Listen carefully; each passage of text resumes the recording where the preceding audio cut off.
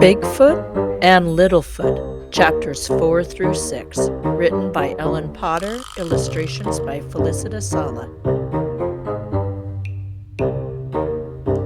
Hide and go sneak.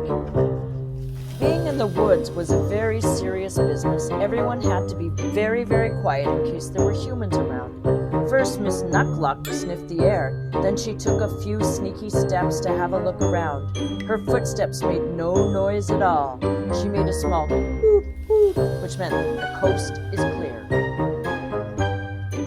It was so exciting to be outside under the big sky.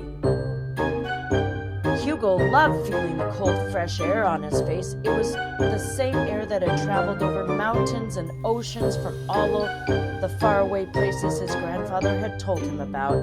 Just the thought of that gave Hugo a thrill. Look at the wind. The first thing all the squidges did was to jump into the chilly mud pool beside the cave. They smeared themselves with the cold, thick mud from head to toe. After that, they rolled around on the forest floor, letting leaves and twigs stick onto their muddy bodies. Soon their long, reddish fur was the same brown-gray of a rock or a tree trunk with bits of leaves and twigs clinging to it. Miss Nuckluck inspected all her students. "Well done," she proclaimed. "Now let's see you sneak. Just over to the 5 hemlock trees, around the burdocks, and back. One at a time, please." So here's the mud pool. They're supposed to go to the hemlock trees, the burdocks, and then back.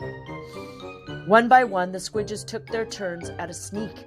First was Gigi. You couldn't hear her steps at all, but she was always best at everything in school. Next was Malcolm. "Your feet are thumping again, Malcolm," warned Mrs. Nuckluck. "Sorry, Mrs. Nuckluck," he called back. "Now you're shouting, Malcolm," Mrs. Nuckluck said sternly. Then to herself she murmured, "Give me strength." She said that a lot when she spoke to Malcolm. After Malcolm came Izzy. His headgear got caught in a tree branch, which snapped back noisily, but that wasn't really his fault. Then it was Hugo's turn to sneak. He put his left heel down first, then rolled on the edge of his foot till he got to his toes. Then he put down his right heel. Not a single twig snapped, not a single bush rustled. When he got to the first hemlock tree, he glanced at Mrs. Nuckluck. He was certain she would be smiling because he'd done such a good job. But she wasn't smiling. She wasn't even looking at him. She was sniffing the air. Suddenly she made a sound that went, "Canoodle, canoodle, coo!" Sounded like a bird, but Hugo knew exactly. He knew what it really was. It was code for emergency. Human is coming. Chapter 5, Human. Uh-oh, what's going to happen? Hugo dropped to the ground. He didn't move a muscle. That was what Mrs. Nuckluck had taught all her students to do in an emergency like this one. All the other squidges had dropped to the ground too. They kept perfectly still, only a Sasquatch can. If you didn't know any better, you would have thought the squidges were mounds of muck and leaves. Look at them all. Hugo listened hard for the sound of a human approaching. At first all he could hear was the gurgle and splish of Ripple Worm River, which was at the end of a meadow just past the 5 hemlock trees. Suddenly, though, he heard footsteps. They were not noisy footsteps, but they weren't quiet either. Closer and closer there came. Hugo knew he was supposed to squeeze his eyes shut, but he also did not want to miss his first glimpse of a real human. His heart was pounding in his chest, and his stomach felt queasy with excitement and fear. Suddenly there was a rustle to the left of him. From behind the closest hemlock tree it appeared a real, live human. The human walked slowly, looking around as if expected to see something interesting. Hugo was surprised at how small it was, not much bigger than a Sasquatch toddler. And though Hugo expected to be terrified at the sight of the human, he found he wasn't scared at all. Hugo watched as the human bent down and plucked up a dandelion puff. The human closed its eyes for a moment, puckered up its lips, and blew. The dandelion puff broke apart and floated off in the wind. It was such a strange thing to do, and the human looked so funny with no hair on its body except for a messy tuft on top of its head that Hugo laughed. The human looked right at him. Hugo's eyes went wide. So did the human's. For a moment they were both frozen, staring at each other. The very next moment, rocks began to fly at the human. Hugo knew it was Mrs. Nuckluck throwing the rocks, but she was so well hidden that it looked like the rocks were flying out of thin air.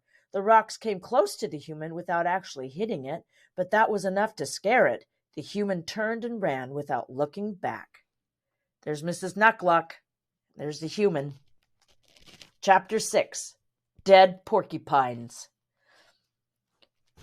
Once they were all safely back in the cavern, Miss Nuckluck turned to Hugo. She was furious.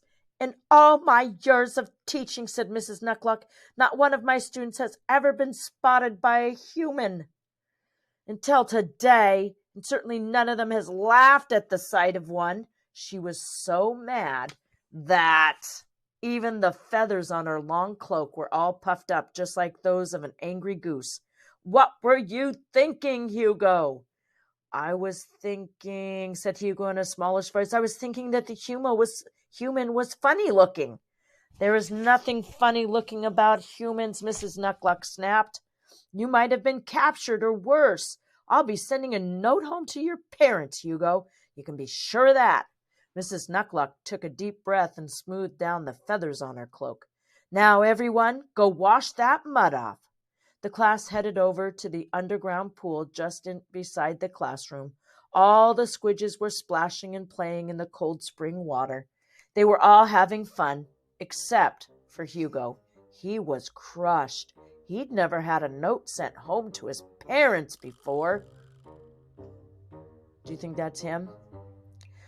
"What did the human look like up close?" Pip asked Hugo excitedly as she rubbed mud from the hair on her arms. "Did it have glowing red eyes?" "That's just a myth," Gigi said. "Its eyes were brown," said Hugo, "like ours." "And did it smell like dead porcupines?" asked Malcolm. "I heard humans stink." Hugo shook his head. "No, it smelled..." Hugo tried to remember the human smell, but couldn't. Hugo dunked his head under the water and scrubbed the mud out of his ears. When he popped his head back up, he remembered something. "Gigi," he said, "I saw the human do something strange. It plucked a dandelion puff, closed its eyes, and blew on it so that all the little seeds blew away. Why would it do that?" "Oh, that's easy," said Gigi. "It was making a wish. I read about that once in a book. Humans blow on the dandelion so that the wish blows off into the big wide world and can come true." "Oh," Hugo nodded. After a minute, he asked, "Does it work?" "It must," Gigi said thoughtfully, "or why else would they keep doing it?" And that's the end of our reading for today.